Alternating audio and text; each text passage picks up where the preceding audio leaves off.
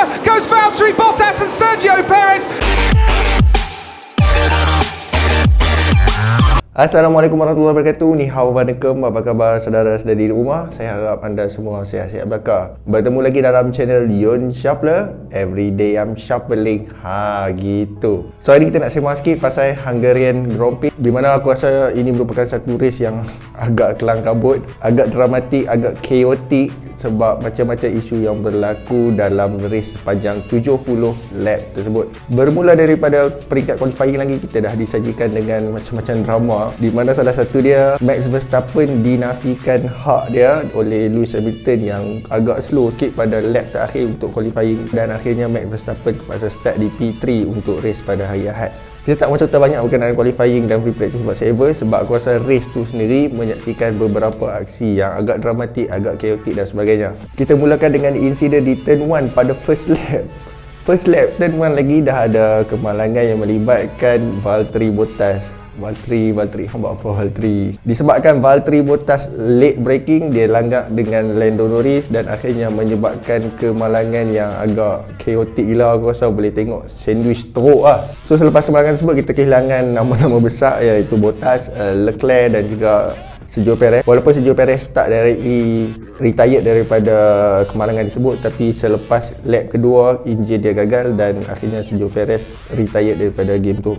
And then berlaku floor damage kepada Max Verstappen dalam lap kedua, sempat masuk ke pit stop tapi tak berjaya nak tukar, dan akhirnya Red Bull, aku rasa nasib baiklah session tu terpaksa di red flag dan stop supaya ada masa untuk Red Bull punya team untuk repair kereta Max. Sebab tengok kereta Max memang agak teruk, agak barai lah bagi aku. So macam impossible gila. Thank you for the red flag. Akhirnya kereta Max Verstappen bolehlah repair sikit. Kalau hampa tengok kan, dia macam siap letak duct tape lagi. So to those people yang cakap duct tape tak boleh selesaikan masalah, gunalah duct tape. And then at the restart, menyaksikan bagaimana semua driver kecuali Lewis Hamilton masuk ke dalam pit stop untuk tukar tayar. At that time, disebabkan race bermula dalam keadaan hujan, so semua driver pakai intermediate tayar. Tapi setelah sesi red flag, hujan dah mula berhenti dan akhirnya semua driver decide untuk tukar sama ada medium ataupun soft tayar yang diperuntukkan lah. Tetapi yang menarik sekali, Lewis Hamilton seorang je tak buat benda tu. So at the restart, Lewis Hamilton seorang-seorang je kat luar tu, while semua driver pergi tukar tayar. At first, kita lihat mungkin memakan diri Lewis Hamilton lah, sebab setelah selesai first lap, after the restart, lap keempat, Lewis seorang je terkapai-kapai kat belakang, dan akhirnya Lewis daripada position yang pertama jadi nombor last kali nombor 14. Aku pun dah bersorak masa tu, gila, daripada nombor 1 nombor 14. Memang nampaklah strategi untuk Mercedes tak berapa nak jadi. And selepas race restart tu, for the first time, George Russell lead the race dengan pasukan Williams. Kalau sebelum ni, tahun lepas, George Russell dah pernah lead, tapi bukan bersama dengan pasukan Williams. Waktu dia gantikan Lewis Hamilton naik Mercedes tu, dia dah pernah lead the race lah. Tapi ni first time George Russell lead the race dengan pasukan Williams. And semasa restart tu, waktu semua driver nak tukar tayar tu, Mazepin apa buat apa Mazepin, aku tak faham lah. Walaupun bukan salah Mazepin lah, tapi dia terlanggak dan kesian juga lah dekat Mazepin. Berlaku insiden antara Nikita Mazepin dan juga Kimi Räikkönen, di mana unsafe release daripada pasukan Alfa Romeo menyebabkan Mazepin terlanggak sikit belakang kereta Kimi Räikkönen, dan akhirnya Mazepin terpaksa retired. Aku tak tahulah, kesian juga lah kat Mazepin. Dia tak salah dalam keadaan macam ni, bukan salah Mazepin, tapi nak buat channel memang tak ada rezeki. So kita masih menanti-nantikan poin pertama daripada Nikita Mazepin, the king of speed. Okay, selepas tu race punya race, akhirnya pada lap 6 satu keajaiban berlaku. Kita tak boleh bayangkan lah, even commentator sendiri berkata, if you're joining us, kalau baru join kami, aku rasa you should slap your face, cubit pipi hampa. Sebab apa? Kedudukan at that time, at lap 6 memang macam gila tak logik weh. Sebab apa?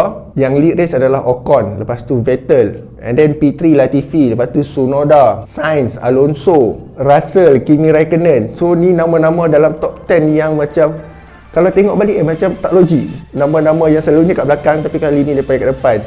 Walaupun at that time Norris dah tersingkir, Bottas dah tersingkir, Max Verstappen P11 and then Hamilton P14. Itu lap 6 lah. So macam unbelievable. Ok lah, kita race punya race. Lepas tu menarik lah, macam-macam drama di mana kita boleh tengok Verstappen try nak potong Mick Schumacher, tapi macam tak boleh. Dia kena hold dengan Mick Schumacher, so menyebabkan kerugian yang agak besar lah dia, di mana pada penghujung Grand Prix tu gap gap antara Max dengan Lewis adalah lebih kurang 33 second. So macam impossible gila untuk Max cuba kejap Lewis Hamilton, dan benda ni agak memakan diri Max lah, sebab dia start belakang Mick Schumacher lama weh. So macam sangat-sangat rugi. Lepas tu ada satu moment, aku tak ingat lap ke berapa, ada satu ketika Lewis Hamilton pit stop awal untuk tukar tayar, and then strategi tu macam agak tak dijangkau oleh Red Bull, di mana akhirnya Lewis Hamilton berjaya buat undercut. Dia potong Verstappen, dia potong dengan Danny Ricciardo sekali. So 2 in 1 dia potong, dan akhirnya dia berjaya dapat tempat ke-10 kot. So tak daripada situlah the race for Lewis Hamilton become easy and easier and easier. And then pada lap ke-55 sampai 65 kita boleh lihat persaingan yang agak sengit antara Fernando Alonso dan juga Lewis Hamilton.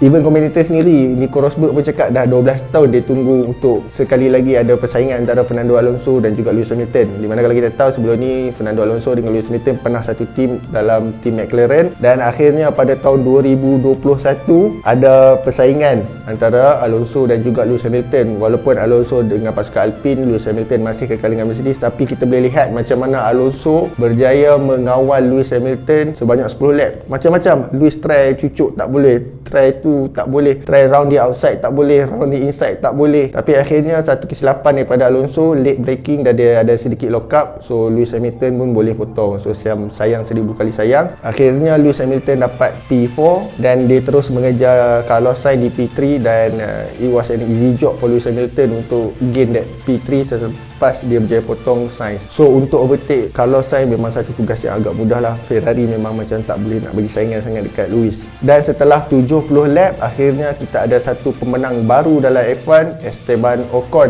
memenangi Hungarian Grand Prix kali ini. Tempat kedua Sebastian Vettel dan tempat ketiga Lewis Hamilton. Tapi that drama doesn't end at the checkered flag. Sebab apa kita tahu Valtteri Bottas akan kena 5th place penalty untuk the next race disebabkan insiden pada turn 1 yang dia buat langgar accident sama semua orang tu, dan ditambah pula dengan Sebastian Vettel disqualified daripada race. Allahu Akbar. Dalam keadaan unexpected, inilah sebab kenapa Aston Martin ambil Sebastian Vettel untuk do the job. Tapi sayang 1000 kali sayang, ikut artikel 6.62 FIA regulation telah menetapkan bahawa sampel minyak boleh diambil daripada driver mana-mana sebanyak 1 liter. Tetapi untuk kereta nombor 5, kereta Sebastian Vettel, mereka hanya mampu keluarkan 0.3 liter. Tak cukup 7 ml lagi untuk fulfill the regulation, dan akhirnya Sebastian Vettel disqualified. Lewis Hamilton naik ke tangga kedua, and then Carlos Sainz naik ke tangga ketiga, sekaligus menjadikan Lewis Hamilton leading world champion. Dah potong Max